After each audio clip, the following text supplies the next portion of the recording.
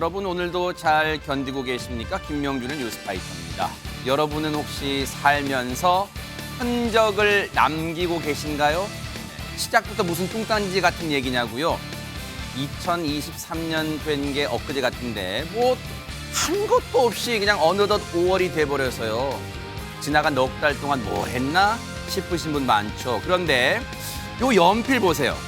처음에는 이렇게 길었는데 지금은 요만하잖아요. 그리고 나중엔 아마 몽당 연필이 돼 있겠죠.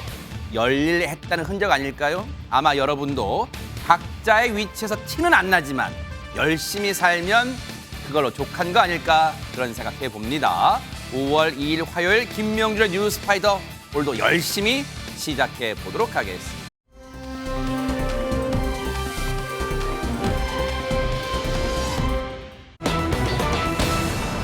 자, 제목을 보세요. 뭔가 언뜻 이해는 안 돼요. 피해자들이 협박에 무릎을 꿇어요. 항의에도 모자랄 판 같은데요. 이담 아나운서. 네, 다수의 성인 남성들이요. 무릎을 꿇기도 하고 돈까지 붙이는 일이 있었다고 합니다.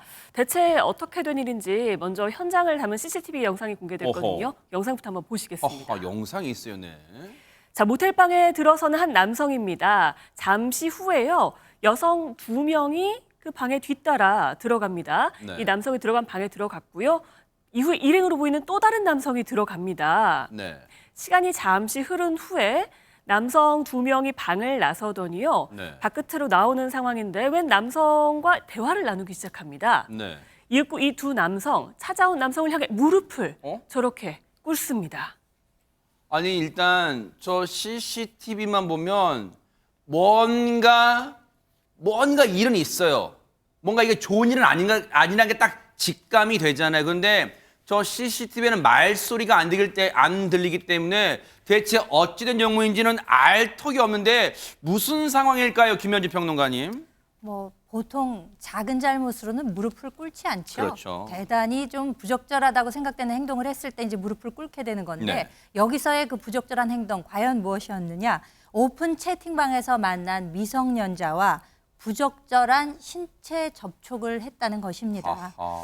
그런데 그 현장에 보호자라는 사람이 나타나게 됩니다. 그러면서 이 그 잘못을 한 그러니까 무릎을 꿇은 남성은 보호자가 찾아오니까 본인의 휴대전화로 돈도 송금을 하게 됩니다. 아하. 이 일에 관해서 나중에 이제 경찰 조사가 이루어졌겠죠. 네. 그러니까 이분은 그 상대 여성이 미성년자인 줄 몰랐다는 거예요. 그런데 오빠라는 사람이 찾아와서 미성년자다라고 하면서 협박을 하게 되니까 여기서 본인이 어쩔 수 없이 돈도 송금을 하게 된 것이다 라는 취지의 진술을 경찰에서 했다고 합니다. 지금 앞서 숙박업소예요, 그 CCTV가. 그런데 그 숙박업소 어떤 방에 여러 사람이 순차적으로 들락날락해서 이게 무슨 일인가 처음에는 같은 일행인가? 같은 일행인데 뭐 거기서 뭐 혹시 술 한잔 하려고 하나? 그렇게 생각했는데 그게 아니라 나오더니 길거리에서 뭔가 얘기를 나누더니 두 사람이 무릎을 꿇어요. 그런데 앞서 제목 보셨죠? 박성배 변호사님, 저 무릎 꿇은 사람들이 무슨 피해자라는 겁니까? 공갈범죄의 피해자에 해당합니다. 이 일당이 지난해 11월부터 지난 3월까지 메신저 오픈 채팅방으로 이 남성을 모텔로 유인한 뒤에 미성년자들과 성관계, 신체 접촉을 하게 한 뒤에 합의금 명목으로 돈을 뜯어내 왔기 때문입니다. 아하. 이 일당 남성을 모텔로 유인하는 유인책, 성관계를 유도하는 바람잡이, 미성년자 보호자를 빙자해서 합의금을 요구한 위력 과시자 등으로 역할을 분담해 왔습니다. 먼저 유인책이 함께 술을 마시자라는 이름의 메신저 오픈 채팅방을 개설합니다. 세상에. 남녀 각 2명씩 4명이 모텔에서 만나자고 제안해놓고 피해자 남성이 1명 들어오면 나머지 일당들이 채팅방에 동시에 참여하는 형태로 유인이 진행이 됩니다. 실제로 이 유인에 따라 피해자 남성이 모텔에 오게 되면 일당 중 남성인 바람잡이가 술자리에 동석을 합니다. 그러면서 피해자가 미성년자들과 신체 접촉을 갖도록 유인합니다. 그 직후에 위력 과시자들이 모텔에 찾아가는데 사실 얘네 미성년자다, 내가 얘 오빠다, 경찰에 신고하지 않을 테니까 합의금을 달라고 요구합니다. 어허. 이에 따라 피해자들 적게는 400만 원부터 많게는 8,600만 원까지 계좌 이체를 해주는데 얼마요? 8,600만 원? 반복적으로 협박을 당해 8,600만 원까지 계좌 이체를 해준 것으로 드러나 어머머 있습니다. 세상에. 이 일당 이와 같은 방식으로 남성 11명으로부터 2억 2천여만 원을 뜯어낸 혐의를 받고 있습니다. 와, 이게 듣고도 믿기지가 않습니다. 저런 수법, 저런 악랄한 수법으로 물론 미성년자와 만남을 가진 것도 일단은 잘못된 거긴 하지만 어쨌든 저런 공갈 협박에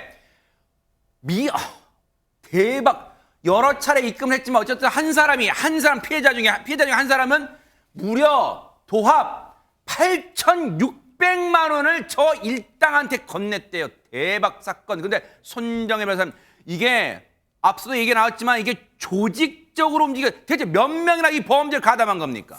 네, 총 12명이 일당이었습니다. 일단 남성이 7명이었고요. 여성이 5명인데 여성은 모두 미성년자라고 알려지고 있고요.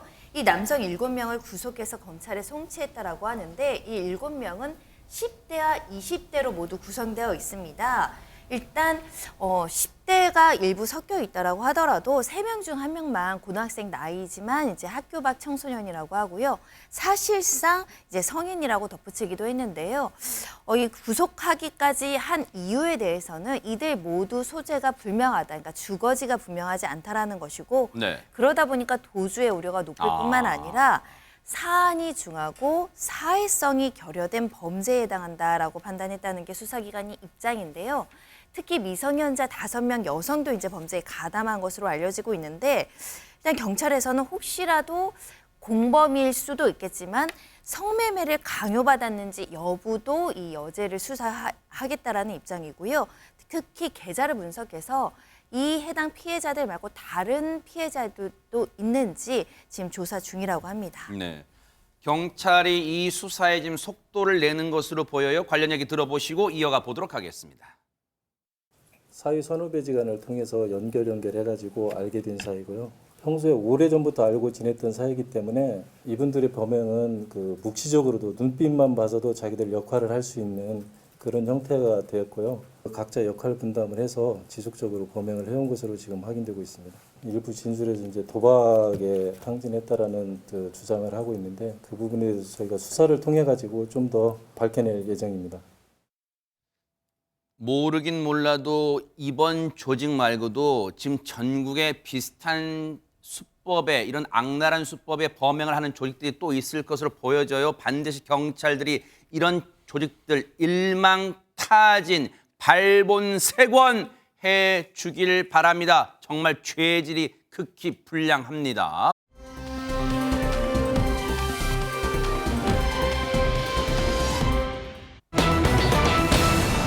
자, 분위기 바꿔볼게요. 물론 부부 사이에 이런 일은 없어야겠지만 어쩔 수 없이 이런 안 좋은 일, 남편이 불륜을 저지르게 되면 아내 입장에서는 보통 친정 부모님한테 억울해 엄마 아빠 나 이런 일 당했어 막 하소연할 텐데 이번 경우는 친정 부모님한테 간 게 아니라 이분한테 갔다면서요. 이담 아나운서. 네, 좀 위로를 받고 싶고 너무 슬프다면 친정 부모에게 뛰어갈 수 있겠지만요. 너무 열받고 화가 나서 이 사태를 해결해야겠다 하면 시부모님한테 달려갈 수도 있을 것 같습니다. 아하. 이 사연을 들으시면은 이해가 가실 겁니다. 자, 아내가 먼저 남편이 이제 내연녀가 있다는 사실을 알게 됩니다. 아하. 그리고 한 달 뒤쯤에 상간 소송을 하게 되는데요. 이 소송을 하는 과정에서 이 남편이 내연녀에게 100만 원도 아니고 1000만 원도 아니고 수억 원을 준 사실을 알게 됩니다. 세상에. 괘씸하죠. 네. 시부모님에게 달려갑니다. 어머님, 아버님의 아드님이 외간 여자랑 바람을 피우고 게다가 돈까지 줬다고 합니다. 라고 아하. 얘기를 하자 네. 시부모님도 열을 받으셨습니다. 아하. 그래서 시부모님이요 내연녀의 집 주소를 알아내서 며느리와 함께 그 집으로 가게 됐습니다. 지금 시부모 입장에서도 아니 뭐라고? 아니 우리 아들 내외를 이렇게 가정을 풍비박산 낸 사람이 누구야고 당장에 한달음에 찾아갔나 봐요. 그러면 그 시부모님하고 이 아내분이 오니까 손정혜 변호사님 그 불륜녀는 상간녀는 겁을 먹고 문을 열고 무릎 꿇고 사죄한 거예요? 처음에는 버텼습니다. 아마도 좀 두려운 마음도 있고 불편한 마음도 있었을 텐데 문을 안 열어주니까 이제 아내하고 시부모님, 특히 시부모님이 너희 부모님 찾아가기 전에 문을 열라 어허. 이렇게 이야기를 한 거고요. 네. 결국 내연녀 문을 열었습니다. 네. 아내와 시부모님은 이제 신발을 신은 채 이제 집에 들어가게 됐고요. 어허. 내연녀에게 욕설을 하고 무릎을 꿇어라 라고 무릎을 꿇게 했고요. 하하. 그리고 실제 이렇게 불륜 관계를 한 사실이 있는지를 묻고 또 수억 원대로 이제 금전이 지급된 부분을 추궁을 했습니다. 이 내연녀, 이 내연 관계 인정을 하고 이 시부모와 아내에게 사과를 했고요. 네. 이 아내와 시부모, 내연녀에게 각서를 쓰게 합니다. 어. 그리고 이 각서에 서명까지 하도록 강요를 했습니다. 자, 일단 상당히 지금 분기 탱찬한 상황이에요. 시부모님과 지금 아내분은. 그런데 오죽했으면 신발도 벗지 않고 그 내연녀 집에 들이닥쳐가지고 저렇게 무릎 꿇어! 뭔가 사과해! 그리고 진짜야? 라고 다 자초지종 캐물은 뒤에 이 각서에 서명했는데 어떤 각서의 내용, 각서가 어떤 내용이었을까요? 손정혜 변호사님. 네, 이 각서의 내용에는 앞으로 연락할 경우가 또다시 만난 경우에는 1회당 1억 원을 지급하고 불륜 사실을 가족과 직장 등에게 알리는 것에 동의한다. 그리고 이에 대한 법적 책임을 묻지 않는다라는 내용을 각서를 쓰게 하고 이걸 받았습니다. 아하, 상당히 셉니다, 내용이. 그런데 김현주 평론가님, 친정 부모님이라면 의뢰에 같이 갈 수도 있겠다는데 시부모님이 갔다. 진짜 시부모님 입장에서도 용서하지 못했을까, 저 불륜녀를? 그러니까 평상시에 시부모와 며느리의 관계가 어떠했는지를 일단 한번 감안을 해볼 필요가 네네. 있을 것 같아요. 상당히 좋았다면은 이럴 가능성이 더 높은데, 근데 시부모 입장에서는 내 아들의 잘못이 결국 내가 대리로 정말 아들을 회초리를 때리는 심정으로 이렇게라도 동행을 해줘야 되겠다라는 심정으로 가지 않았을까라고 추측은 해봅니다. 부모님이 대신 자식을 뭔가 잘못 키웠다는 것에 대한 대신 회초리 맞는 심정으로 저 며느님하고 같이 시부모님이 같이 들이닥친 게 아닌가 그런 생각은 합리적으로 해볼 수 있을 것 같아요. 그런데 그렇다면 이걸로 각서를 쓰고 이게 끝이에요. 이 사연을 그럼 더 이상 고민은 없는 거예요. 이담 아나운서 어떤 겁니까? 아닙니다. 거기서 끝나면 안 되겠죠. 왜냐면 남편에게 이제 돈을 좀 수억 원을 받았다고 했잖아요. 네. 내연녀가. 그래서 이 아내분이요. 내연녀에게 어디 내 남편에게 붙어서 그러냐라면서 비난을 하면서 일단 남편이 사준 금목걸이와 노트북은 돌려받았다고 합니다. 아하. 그리고 이제 남편에게 받은 돈 있잖아요. 네. 그 돈이 원금 4억 2,500만 원인데 어머! 이거를 연이자 24%로 변제하겠다는 차용증을 작성하게 했다고 합니다. 이 차용증 작성하고 공증받게 하려고 한 법무법인으로 데려갔다고 합니다. 야, 일단 여러 가지 점에서 이 대목은 놀랍니다. 남편이 저 내연녀한테 갖다 바친 돈이 무려 420만 원도 아니고 4,200만 원도 아니고 4억 2,500만 원요? 그런데 박성배 변호사님, 일단 그 돈을 그냥 다 내놔도 아니고 연리 24%로 변제하라는 그 각서라는 거, 혹시 이거 심정적으로 저 아내분과 시부모님의 마음은 이해는 되는데 이거 법적으로 문제될 소지는 없어요? 어떻습니까? 일단 각서는 내연녀가 그 의사표시를 취소할 수 있을 것 같습니다. 강박에 의한 의사표시, 즉 협박 등 압박에 기해 표시한 의사표시는 당사자가 취소할 수 있고 사안 전체 상황을 감안해 보면 상당한 심리적 압박 상태에서 의사표시를 한 것으로 보여서 각서는 취소할 수 있을 것 같습니다. 네. 그런데 차용증은 달리 볼 여지가 있습니다. 그 어허. 이유가 차용증의 계약 당사자는 내연녀와 남편입니다. 내연녀가 남편에게 원금과 이자를 지급하겠다는 내용인데 이때는 계약 상대방이 직접 압박을 행한 것이 아니라 제3자인 내연녀가 압박을 행했습니다. 이때는 계약 상대방이 이 압박을 받아서 당사자가 의사표시를 하였음을 알았거나 알 수 있었을 경우에 한정해서 취소할 수 있는데 여러 정황을 고려해서 취소 가능성 여부를 따져봐야 할 것 같습니다. 하하. 그러면 일단 내연녀가 100번 아무리 생각해봐도 지금 잘못한 건데 지금 4억 2,500만 원 다 이 되갚아 주는 걸 넘어서 여기에다가 이자를 연이자 24%로 고리로 갚아라 이런 차용증이라는 거예요. 아무런 반격도 안 하고 고스란히 그냥 있는 그대로 다 따랐어요. 어땠습니까? 손정혜 변호사님. 그렇지 않았고요. 내연녀도 반격을 했습니다. 어허. 바로 그 시부모님과 아내가 떠나자마자 경찰에 신고를 했던 건데요. 어머. 주거 침입을 했다. 그리고 공갈 강요죄로 내가 피해를 입었다는 사실로 이제 경찰에 진술을 한 것인데요. 특히 협박을 당했으면 그 증거가 필요하잖아요. 함께 이동하던 중에 차량용 블랙박스에 이제 녹음이 된 그 파일을 증거로 제출을 했고요. 아까 법무법인으로 이동한다 그랬는데 그때 이 차량에 녹음된 걸 제출했군요. 네, 세상에. 아마 부지불식간에 찾아왔기 때문에 녹음기를 켜거나 휴대전화로 녹음을 하기는 어려웠던 상황으로 추정되고 내 차량에는 대화가 녹음되지 해서 그 녹음 자료를 제출했던 것으로 보이는데요. 네. 일단 검찰에서 조사해서 아내를 주거침입 혐의 그리고 강요, 공갈 혐의로 기소를 했고요. 또 시부모님도 같이 가셨잖아요. 아하. 일단 시부모님은 강요, 공갈 혐의는 이제 뺐고 주거침입 혐의로 기소를 했습니다. 이게 지금 갑자기 법정으로 지금 가게 돼서 이 사안이 개인적으로 끝날 줄 알았는데 법정까지 가게 됐는데 그러면 아내와 시부모님은 여기에 대해 어떤 입장일까요? 박성배 변호사님. 아내 측은 법정에서 혐의를 전면 부인했습니다. 우선 주거침입, 내연녀가 문을 열어줘서 집에 들어갔다. 사전 승낙이 있었으니 죄가 성립하지 않는다고 주장했습니다. 또한 공갈, 강요, 내연녀가 이미 불륜 사실도 인정하고 다시 안 만나겠다는 의사를 밝힌 상황이라 그 이후에 어떤 발언을 했다고 하더라도 의사결정의 자유를 제한할 정도의 해악의 고지, 즉 협박한 것으로는 평가할 수 없다고 주장했습니다. 한편 아내 측은 재판 과정에서 내연녀와 민형사 합의를 진행해서 내연녀로부터 처벌 불원서를 건네받아 법원에 제출하기도 했습니다.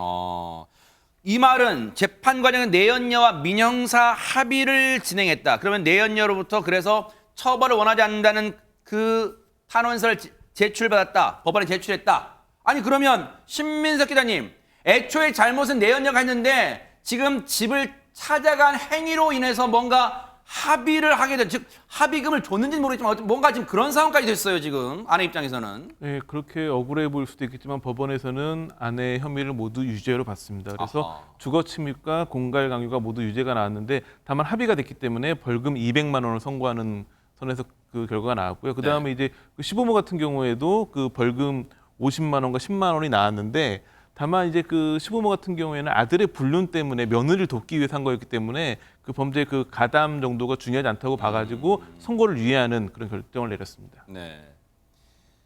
법원이요. 우리 그 법에도 눈물이 있다 뭐 그런 얘기 하잖아요. 법원이 이런 얘기를 했어요. 김현준 평론가님. 시부모님에 대해서 이런 얘기했대요. 아들의 불륜으로 인해 며느리를 도와주려는 과정에서 벌어진 일로서 가담 정도가 중요하지 않다. 쉽게 말하면 오죽했으면 저랬겠냐. 시부모가 그런 건가 봐요. 그렇죠. 그렇지만 뭐 재판부 입장에서 그러니까 어떻게 보면은 그 법리와 증거에 따라서만 이제 판단을 하는 거 아니겠습니까? 네. 법관들이.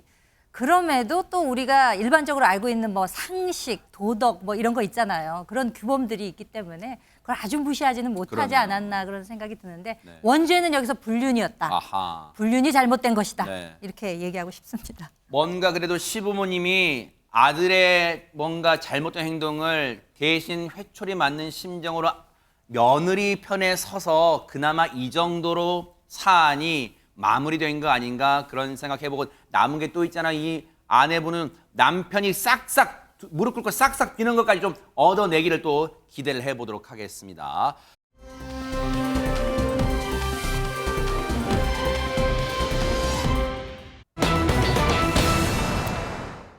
자, 오늘 오전에요. 고 서세원 씨가 고이 이 유족 그리고 동료들의 애도 속에 마지막 길을 떠났습니다. 그동안 이 소식 좀 우리의 기억 속에 잠시 잊혀졌었는데 먼저 장면 보시고 영상 보시고 이어가 보도록 하겠습니다. 방송 코미디협회 사무총장이신 이용근 총장님께서 양력 근심과 걱정으로 깊은 조의를 표해 주신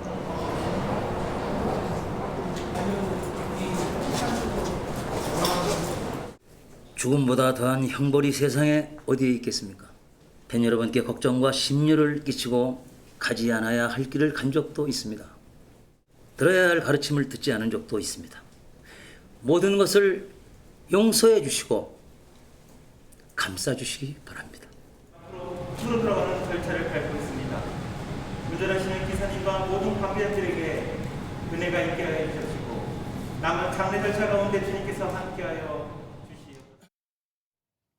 머나먼 타국 땅 캄보디아에서 갑작스럽게 생을 마감한 고 서세원 씨. 그런데 마지막 가는 길은 박성배 변호사님 고국에 왔네요. 그렇습니다. 사업차 캄보디아에서 생활해 오던 고 서세원 씨 지난달 20일 캄보디아 프놈펜의 한 한인병원에서 향년 67세로 사망했습니다. 평소 당뇨를 알아오던 고인 링거를 맞던 중 심정지로 사망했는데 유가족은 애초 부검을 원했지만 현지 사정이 여의치 않아서 지난달 28일 캄보디아에서 화장을 마무리하고 지난달 30일 서울에 빈소가 마련됐습니다. 장례는 한국 코미디언 협회장으로 치러졌는데 바로 오늘 오전에 영결식과 발인이 엄수됐습니다. 코미디언 김학래 씨가 사회를 맡았고 엄영수 한국 코미디언 협회장이 추도사를 했습니다. 이후 고 서세원 씨는 충북 음성의 추모공원으로 옮겨져 영면에 들게 됐습니다. 영결식 모습 보니까 생전에 고 서세원 씨의 동료 코미디언 분들도 보입니다만 가장 눈에 띄는 건 김현주 평론가님 서동주 씨네요. 그렇죠. 네. 큰딸인 서동주 씨가 이번에 이제 본인이 상주를 자처를 해서 이번에 또 조문 와주신 여러분들께 가족을 대표해서 인사도 전했다고 합니다.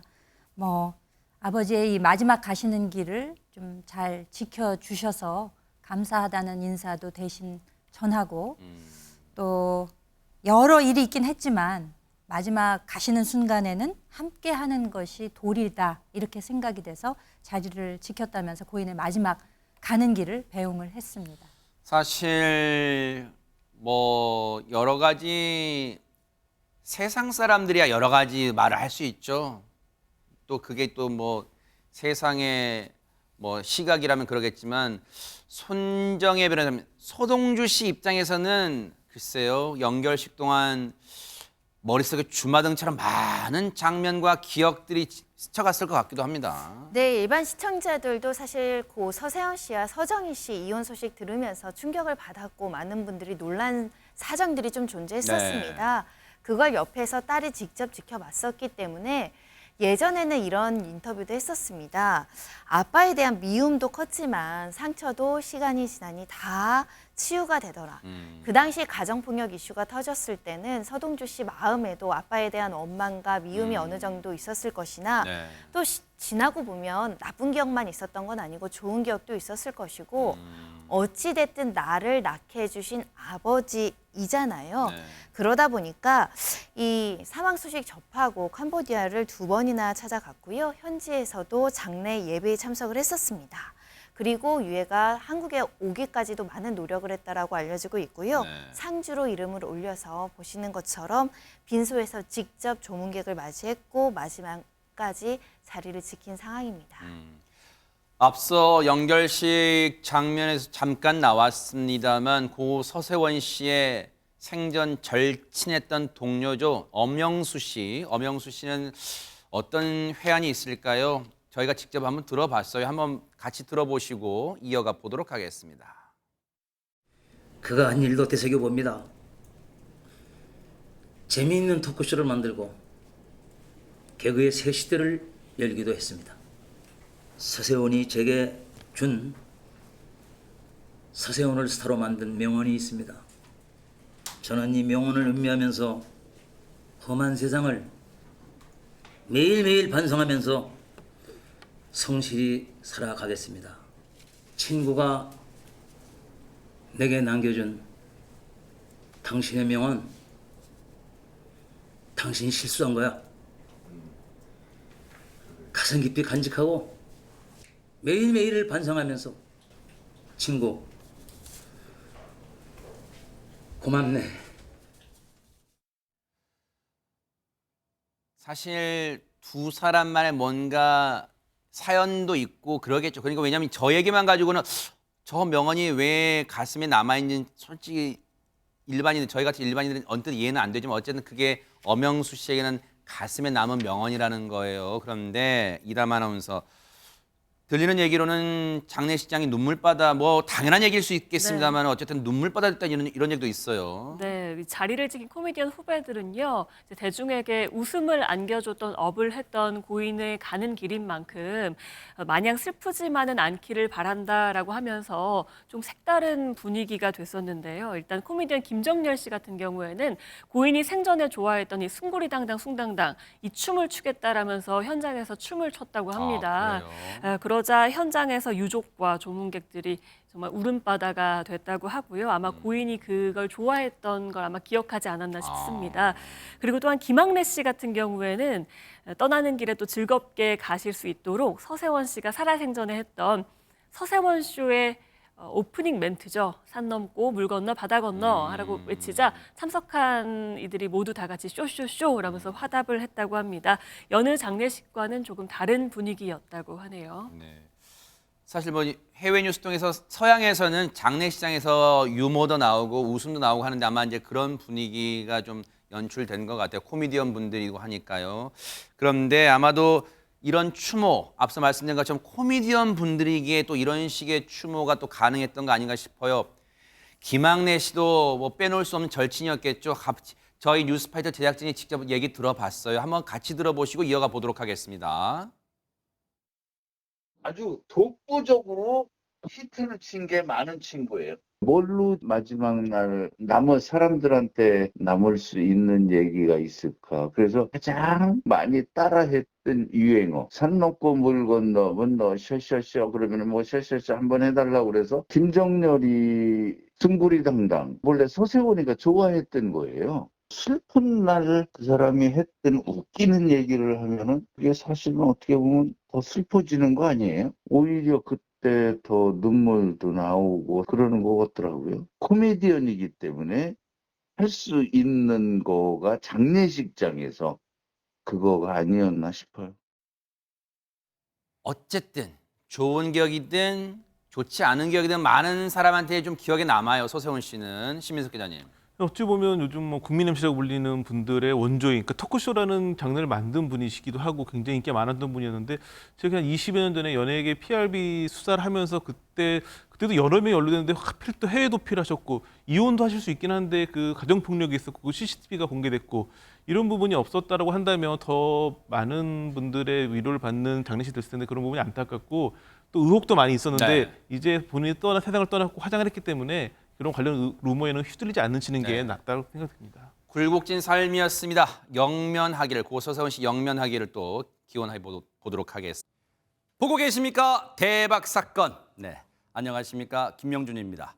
여러분과 함께하는 뉴스파이터. 다양한 소식과 뉴스를 보고 싶으시면 화면 오른쪽을 꾹 눌러 구독해 주시길 바랍니다. TV로도 유튜브로도 여러분께 한 발 더 다가가겠습니다. MBN 뉴스와 뉴스파이터를 사랑해 주셔서 고맙습니다.